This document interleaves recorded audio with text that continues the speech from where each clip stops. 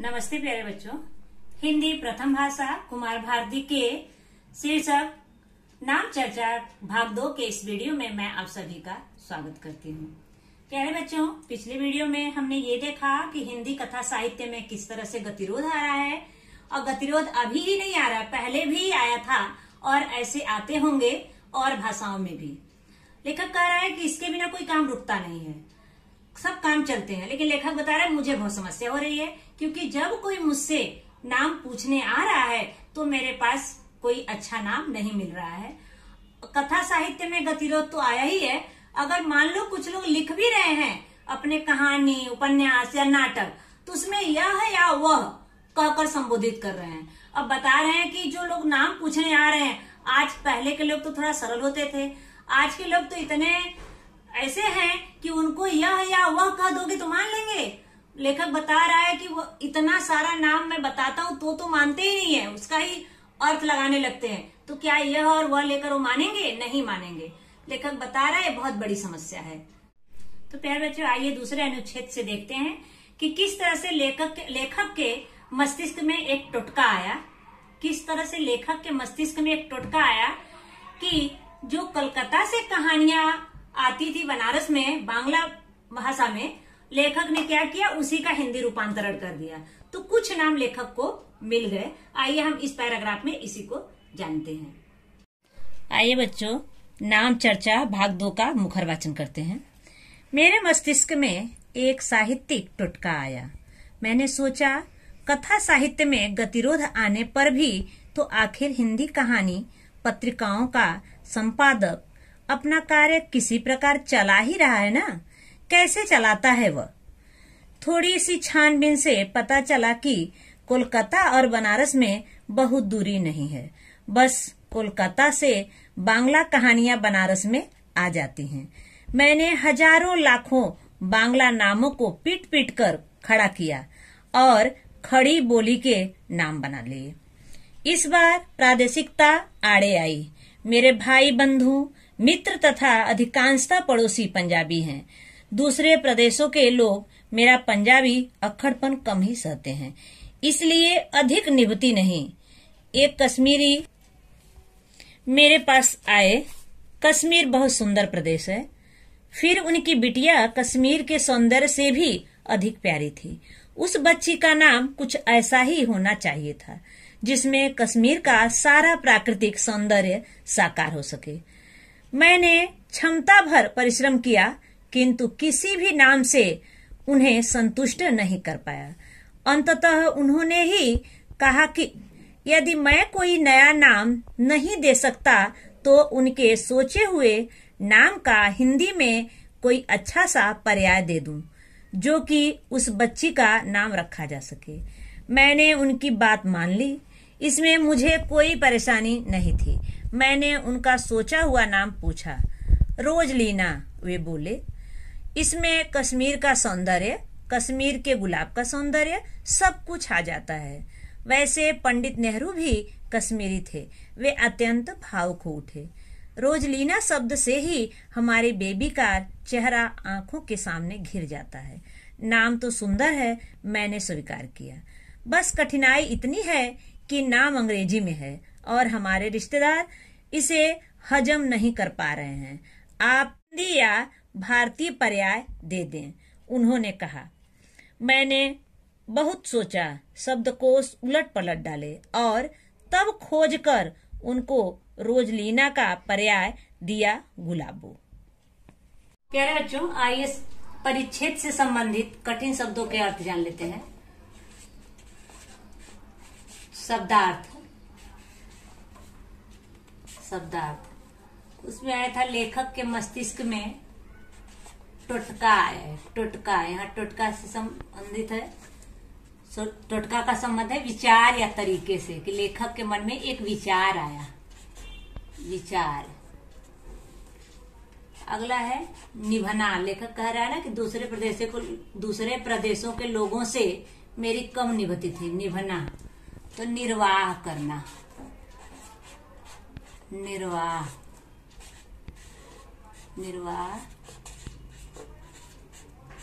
करना।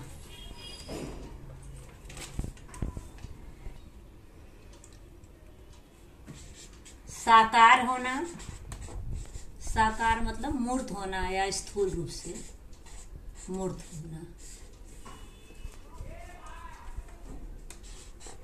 पर्याय, पर्याय बोलते ना, कोई पर्याय नहीं, कोई विकल्प नहीं, विकल्प।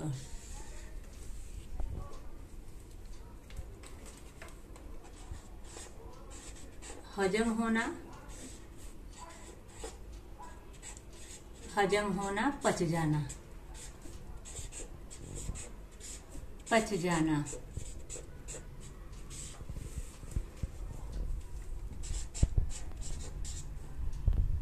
परिश्रम, मेहनत,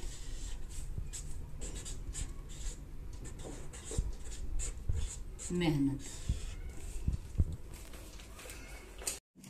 मेरे मस्तिष्क में एक साहित्यिक टुटका आया। मैंने सोचा कथा साहित्य में गतिरोध आने पर भी तो आखिर हिंदी कहानी पत्रिकाओं का संपादक अपना कार्य किसी प्रकार चला ही रहा है ना, कैसे चलाता है वो। प्यारे बच्चों, यहाँ पे टुटका मतलब विचार से है कि लेखक के दिमाग में एक विचार आया। लेखक कहते हैं कि मेरे दिमाग में एक साहित्यिक विचार आया कि कथा साहित्य में गतिरोध आने पर भी तो हिंदी कहानी पत्रिकाओं का संपादक अपना काम कैसे चला रहा है। फिर लेखक के मन में प्रश्न उठ रहा है, आखिर संपादक अपना काम कैसे चलाता है। एक क्वेश्चन आ रहा है लेखक के मन में। थोड़ी सी छानबीन से पता चला कि कोलकाता और बनारस में बहुत दूरी नहीं है, बस कोलकाता से बांग्ला कहानियां बनारस में आ जाती हैं। लेखक ने थोड़ी सी छानबीन की तो पता चला कि कोलकाता और बनारस में बहुत दूरी नहीं है, बस कोलकाता से बांग्ला कहानियां बनारस में आ जाती हैं। मैंने हजारों लाखों बांग्ला नामों को पीट पीट कर खड़ा किया और खड़ी बोली के नाम लिए। प्यारे बच्चों, अब यहाँ पे लेखक कह रहे हैं कि बांग्ला कहानियों से हजारों लाखों नामों का मैंने क्या किया, हिंदी में रूपांतरण किया। लेखक कहां से लेकर, बांग्ला कहानियों से लेकर। इस बार प्रादेशिकता आड़े आई। मेरे भाई बंधु मित्र तथा अधिकांशतः पड़ोसी पंजाबी हैं। दूसरे प्रदेशों के लोग मेरा पंजाबी अक्खड़पन कम ही सहते हैं, इसलिए अधिक निभती नहीं। अब यहाँ पे लेखक कह रहे हैं कि हाँ, प्रदेश की बातें आ गई, क्योंकि जब हम अलग प्रदेश के होते हैं तो लोगों को समझना बड़ा मुश्किल होता है एक दूसरे को। यहाँ बता, मेरे भाई बंधु, भाई और बंधु यहाँ द्वंद्व समास है। मित्र तथा अधिकांशतः पड़ोसी, लेखक बता रहे कि मेरे सभी पड़ोसी क्या है, पंजाबी हैं। दूसरे प्रदेशों के लोग मेरा पंजाबी अक्खड़पन कम समझते, बता रहे मुझे लोग कम ही समझते। जो दूसरे प्रदेश के लोग होते हैं मुझे कम ही सहते हैं, क्योंकि मेरी उनसे पटती नहीं है। एक कश्मीरी व्यक्ति मेरे पास आए। कश्मीर बहुत सुंदर प्रदेश है। फिर उनकी बिटिया कश्मीर के सौंदर्य से भी अधिक प्यारी थी। उस बच्ची का नाम कुछ ऐसा ही होना चाहिए था जिसमें कश्मीर का सारा प्राकृतिक सौंदर्य साकार हो सके। मैंने क्षमता भर परिश्रम किया, किंतु किसी भी नाम से उन्हें संतुष्ट नहीं कर पाया। अंततः उन्होंने ही कहा कि यदि मैं कोई नया नाम नहीं दे सकता तो उनके सोचे हुए नाम का हिंदी में कोई अच्छा सा पर्याय दे दूं, जो कि उस बच्ची का नाम रखा जा सके। प्यारे बच्चों, एक कश्मीरी व्यक्ति लेखक के पास आया अपनी बिटिया के नामकरण के लिए। लेखक सोच रहा था कि कश्मीर बड़ा सुंदर प्रदेश है, उनकी बिटिया कश्मीर के सौंदर्य से भी अधिक प्यारी थी। कश्मीरी व्यक्ति के बच्ची का नाम ऐसा हो जो पूरे कश्मीर के सौंदर्य को प्रतिबिंबित करता हो। लेखक बहुत सारे नाम कश्मीरी व्यक्ति को बताए, अपनी पूरी क्षमता लगा दी कश्मीरी व्यक्ति को संतुष्ट करने के लिए, लेकिन लेखक संतुष्ट नहीं कर पाए। अंत में कश्मीरी व्यक्ति ने कहा कि यदि आप कोई ऐसा नाम नहीं बता सकते जिससे मैं संतुष्ट हूँ, तो मैं एक नाम सोचा हूँ, उसी का कोई हिंदी में अच्छा सा पर्याय दे दीजिए।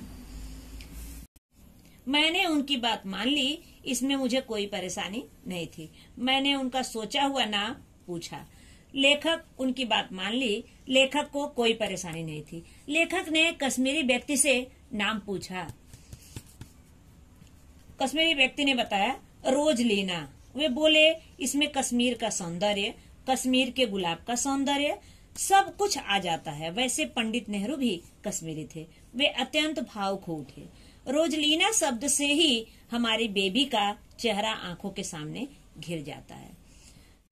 उस व्यक्ति ने नाम बताया रोजलीना।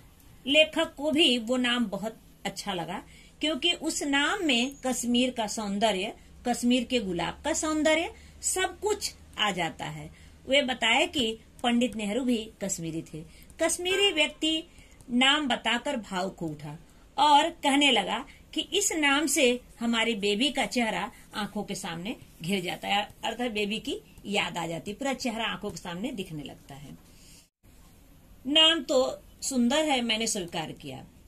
लेखक बता रहा है कि मैंने ये स्वीकार कर लिया कि नाम बहुत सुंदर है, बस कठिनाई इतनी है कि नाम अंग्रेजी में है और हमारे रिश्तेदार इसे हजम नहीं कर पा रहे हैं। आप इसका हिंदी या भारतीय पर्याय दे दें, उन्होंने कहा। कश्मीरी व्यक्ति ने लेखक को बताया कि ये नाम अंग्रेजी में है, इसलिए हमारे रिश्तेदार ये नाम पसंद नहीं कर रहे हैं। मैंने बहुत सोचा, शब्दकोश उलट पलट डाले और तब खोजकर उनको रोजलीना का पर्याय दिया, गुलाबो। लेखक बता रहे हैं कि उन्होंने बहुत सोच विचार की, शब्दकोश को पूरा उलट पलट डाले, तब जाके रोजलीना का हिंदी पर्याय मिला, गुलाबो। और लेखक ने कश्मीरी व्यक्ति को बताया। प्यारे बच्चों, आइए परिच्छेद से संबंधित आकलन कृति देखते हैं। आकलन कृति में आप देखिए आकृति पूर्ण करने के लिए रहता है, आकृति पूर्ण करने के लिए। अब देखिए इसमें पहला है परिच्छेद में आए दो शहरों और दो प्रांतों के नाम। अब देखिए इस परिच्छेद में आया है दो शहरों और दो प्रांतों के नाम। तो शहरों के नाम कौन कौन से? तो कोलकाता और बनारस शहरों के नाम, और प्रांतों के नाम कौन कौन से? तो प्रांतों के नाम में पंजाब और कश्मीर। तो आइए इसको लिखते हैं। क्या होगा? कोलकाता। कोलकाता। पहले दो शहरों के नाम लिख देते हैं, कोलकाता। क्या ध्यान रखना, इस जो भी आकृति पूर्ण करना आएगा पहले लिख के तब आकृति को पेन से बनाना, लिखने के बाद आकृति बनाना, क्योंकि पहले बनाओगे तो उसके बाद अगर ज्यादा लिखा रहेगा तो आकृति के बाहर चला जाएगा। अब यहाँ पे कोलकाता और यहाँ पे हो गया आपका बनारस। कोलकाता और बनारस, यहाँ पे दो शहरों के नाम आ गए। अब आ जाए दो प्रांतों के नाम। दो प्रांत कौन कौन से हैं? तो कश्मीर, और एक प्रांत कौन से आए हैं? लेखक कहाँ का है? प्यारे बच्चों, लेखक कहाँ का है? तो वो पंजाब। पंजाब। अब इसको लिख के इसके बाद पेन से आकृति बनाएंगे। दूसरा क्वेश्चन, इसमें दूसरा कृति, कश्मीरी व्यक्ति की लड़की के लिए उसके पिता एवं लेखक द्वारा सुझाया गया नाम। तो पहले पिता द्वारा कौन सा नाम सुझाया गया था? तो पिता का डाल दीजिए, पहले एरो डाल दीजिए। पिता ने कौन सा नाम सुझाया था जो उसके रिश्तेदारों को नहीं पसंद था? रोजलीना।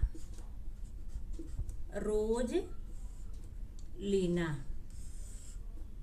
लिख लिए। अब आप लिखने के बाद आकृति बना दो। लेखक ने कौन सा नाम सुझाया बाद में? भारतीय नाम। तो लेखक लिखोगे, यहाँ एरो डालोगे और क्या डालोगे आप? गुलाबो।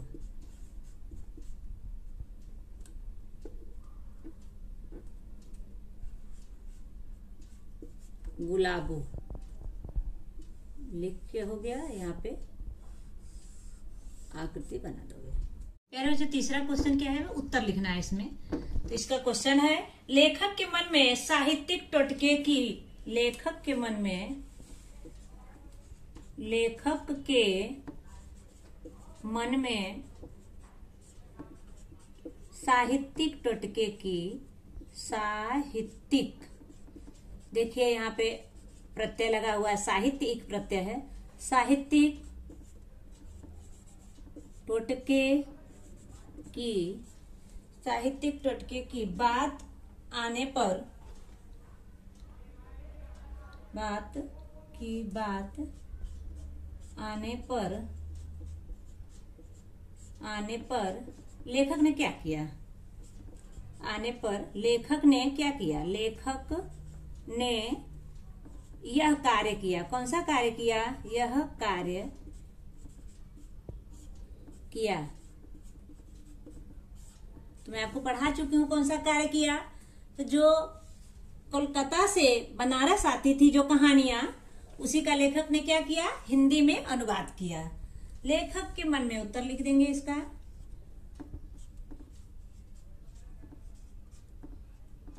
लेखक के मन में साहित्यिक टोटके की, मन में साहित्यिक टोटके की, साहित्यिक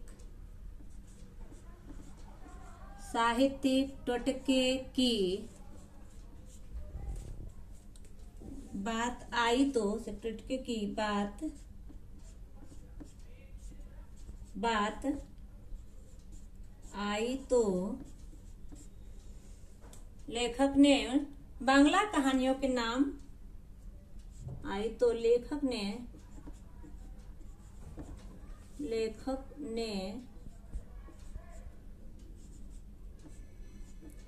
बांग्ला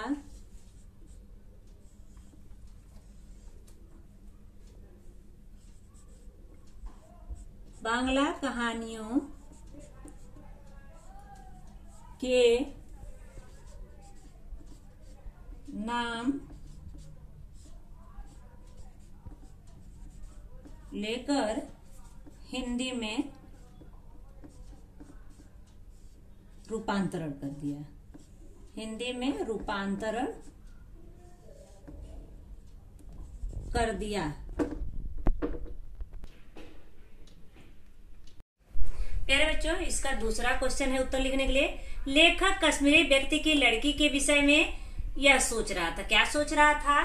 तो हम लोग पढ़ चुके हैं। लेखक के मन में, या लेखक मन में यह सोच रहा था कि कश्मीर बड़ा सुंदर प्रदेश है। उनकी लड़की कश्मीर के सौंदर्य से भी अधिक सुंदर थी, बहुत प्यारी लड़की थी। उस बच्ची का नाम कुछ ऐसा होना चाहिए जिसमें कश्मीर का सारा प्राकृतिक सौंदर्य साकार हो सके या प्रतिबिंबित हो सके, मतलब ऐसा कुछ नाम होना चाहिए था। अगला क्वेश्चन है, कारण लिखो। दूसरे प्रदेश के लोगों से लेखक की नहीं बनती थी। क्यों नहीं बनती थी? क्योंकि दूसरे प्रदेशों के लोग पंजाबियों का अक्खड़पन कम सहते थे, इसलिए लेखक की नहीं बनती थी। क्योंकि लेखक पंजाबी थे, जितने उनके दोस्त मित्र थे वो पंजाबी थे, उनसे बनती थी, लेकिन अदर प्रदेश के लोगों से उनकी नहीं बनती थी, क्योंकि वो लेखक को अच्छी तरह से समझ नहीं पाए थे। दूसरा देखिए, कश्मीरी व्यक्ति के रिश्तेदारों को रोजलीना नाम हजम नहीं होता था। क्यों नहीं हजम होता था? क्योंकि रोजलीना नाम क्या था? अंग्रेजी नाम था। अब अगला है आपका, देखिए 5वां क्वेश्चन हम लोग लिखते हैं, प्रत्यय और उपसर्ग। आपको बोर्ड में भी आता है, इसको समझना है। आप देखिए, जब प्रत्यय उपसर्ग ऐसे आएगा 2 नंबर का, आपको 4 कॉलम बनाना होगा, 1 2 3 4। पहले वाले में जो शब्द दिया होगा पेपर में वही शब्द उतारोगे पहले वाले में। दूसरा आप क्या कर दोगे? उपसर्ग डाल दोगे, दूसरा उपसर्ग डाल दोगे। तीसरा में प्रत्यय डाल दोगे, ये 2 नंबर का आता है। चौथा आप क्या करोगे? मूल शब्द डाल दोगे। मूल शब्द आपका क्या है? अब देखिए, प्रदेश में प्र क्या है आपका? उपसर्ग है। ध्यान रखो, उपसर्ग पहले लगता है, प्रत्यय बाद में। अब प्रत्यय में क्या करेंगे? डैश लग कर देंगे। बचा क्या इसमें? देश। मूल शब्द क्या है आपका? देश। फिर आपका क्या हो गया? प्राकृतिक। अब इसमें कृतिक तो होगा ही नहीं, इसलिए प्रकृत होगा। मूल शब्द क्या होगा? प्रकृत होगा। तो यहाँ पे क्या लगा होगा? इक प्रत्यय लगा हुआ, तो इसलिए उपसर्ग में अब क्या करेंगे? डैश कर देंगे। और प्रत्यय में क्या करेंगे? इक कर देंगे। इक प्रत्यय लगा है, और इसमें क्या करेंगे? मूल शब्द क्या है आपका? प्रकृति मूल शब्द है। ऐसे ही परिश्रम। अब परिश्रम, श्रम आपका मूल शब्द है, परि लगा हुआ है, तो वो पहले आया, इसलिए पहले आया तो क्या करेंगे? वो परि लिखेंगे, उपसर्ग होगा, और प्रत्यय में डैश करेंगे क्योंकि प्रत्यय नहीं है, और मूल शब्द आपका क्या है? श्रम है। अगला है आपका साहित्यिक। साहित्यिक में आप देखिए, हित्तिक तो कुछ होता नहीं है, साहित्य होता है मूल शब्द, तो इसमें उपसर्ग में डैश कर देंगे, और प्रत्यय में क्या लिखेंगे, एक प्रत्यय है आपका, और मूल शब्द में क्या लिखेंगे, साहित्य लिख देंगे। इसका मूल शब्द क्या है, साहित्य है। अगला है अक्खड़पन। अब यहाँ भी देखिए उपसर्ग नहीं है, तो यहाँ करो क्या क्या लगा हुआ है, पन लगा हुआ है। आपका प्रत्यय क्या लगा हुआ है, प्रत्यय पन लगा हुआ है, और मूल शब्द क्या है, आप पढ़े हैं अभी किताब में, अक्खड़। अगला है आपका भारतीय। यहाँ भी देखेंगे ये प्रत्यय आया हुआ है, इसलिए उपसर्ग में डैश करेंगे। ई बड़ी है, ये प्रत्यय है, और यहाँ लिखेंगे भारत। इस प्रकार 4 आएगा आपको 2 नंबर का। ऐसे 4 कॉलम बनाना, शब्द, उपसर्ग, प्रत्यय और मूल शब्द, और फिर उसके बाद अलग अलग करके आपको लिखना होगा। प्यारे बच्चों, आइए परिच्छेद से संबंधित व्याकरण देख लेते हैं। व्याकरण रचना के आधार पर, रचना के आधार पर वाक्य के प्रकार, पहचान कर लिखिए, पहचान कर लिखिए। आपको वाक्य दिया रहेगा, आपको पहचानना होगा। इस बार प्रादेशिकता आड़े आई। इस बार प्रादेशिकता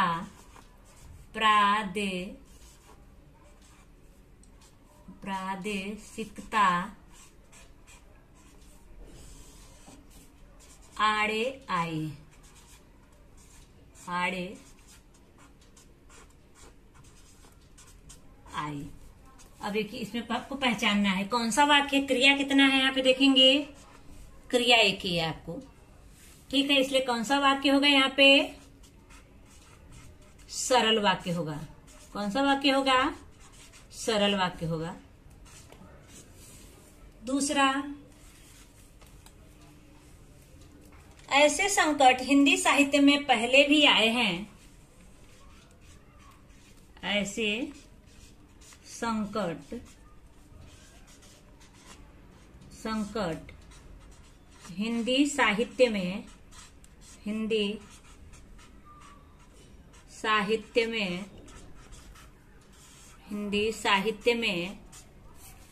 पहले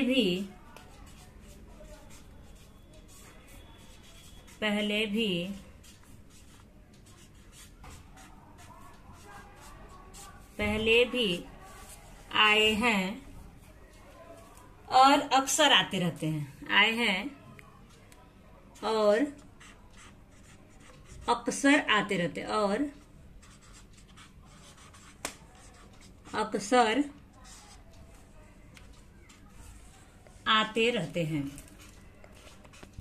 आते रहते हैं। अब देखिए यहाँ पे पहले में हम लोगों ने देखा कि एक ही क्रिया थी, ठीक है। अब यहाँ पे देख रहे हैं हम लोग कि 2 क्रिया हैं, और यहाँ पे देखिए कि संयोजक चिन्ह जोड़ रहा है, दोनों स्वतंत्र शब्द हैं। ऐसे संकट हिंदी साहित्य में पहले भी आए हैं, एक स्वतंत्र वाक्य हो गया, और अक्सर आते रहते, ये भी एक स्वतंत्र वाक्य हो गया। और जोड़ने का काम क्या है, संयोजक चिन्ह कर रहा है। तो जब 2 स्वतंत्र वाक्यों को जोड़ने का काम अगर संयोजक चिन्ह करता है, तो वहां कौन सा वाक्य होता है, संयुक्त वाक्य होता है। संयुक्त वाक्य, संयुक्त वाक्य। अब आगे है, यहाँ पे देखेंगे दूसरा प्रश्न है, अव्यय पहचान कर उसके प्रकार लिखिए। अव्यय पहचान कर उसके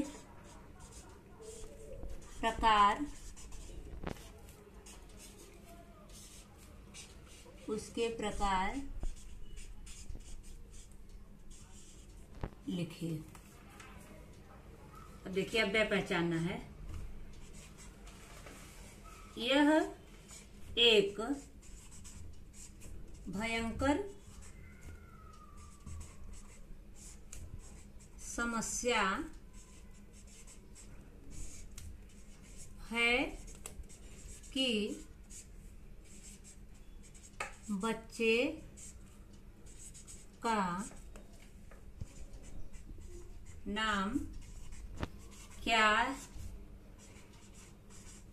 रखूं।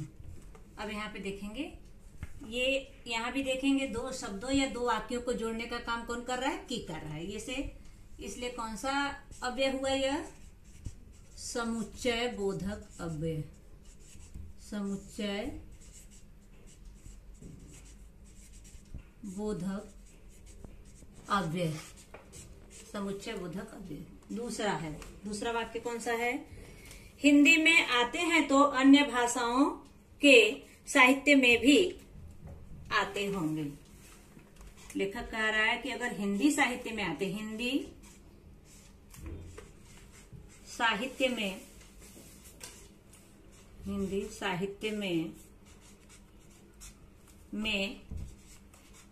आते हैं तो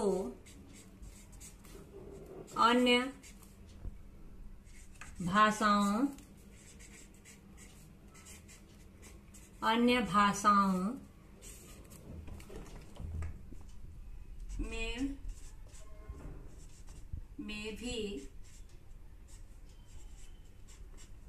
में भी आते होंगे। अब यहाँ पे देखेंगे, हिंदी साहित्य में आते हैं तो कौन सा जोड़ने काम आया, कौन सा जोड़ने काम किया, तो किया। तो यहाँ पे फिर कौन सा अव्यय है, ये यहाँ पर भी कौन सा अव्यय है, समुच्चय बोधक।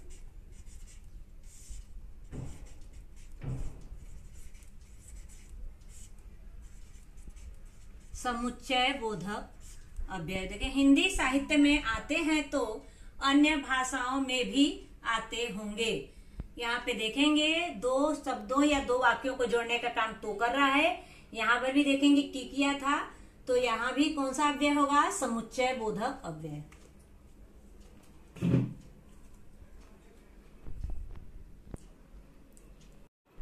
तो प्यारे बच्चों, इसमें हमने देखा कि किस तरह से एक कश्मीरी व्यक्ति लेखक के पास आए हैं अपना नाम लेके, और नाम है रोजलीना।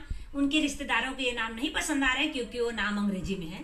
तो लेखक का सोच रहा है अपने मन में कि मैं कोई ऐसा, क्योंकि लेखक सोच रहा है अपने मन में कि मैं कोई अच्छा सा नाम इनको सुझाऊं।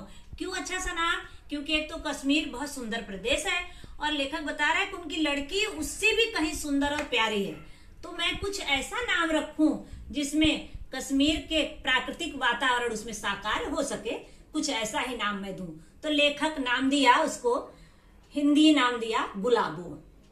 इस प्रकार हमने कुछ परिच्छेदों के भाव को समझे, उससे संबंधित कठिन शब्दों को देखे, आकलन कृति किए और उससे संबंधित भाषा बिंदु के बारे में जानकारी प्राप्त किए। शेष अगले वीडियो में देखेंगे। धन्यवाद।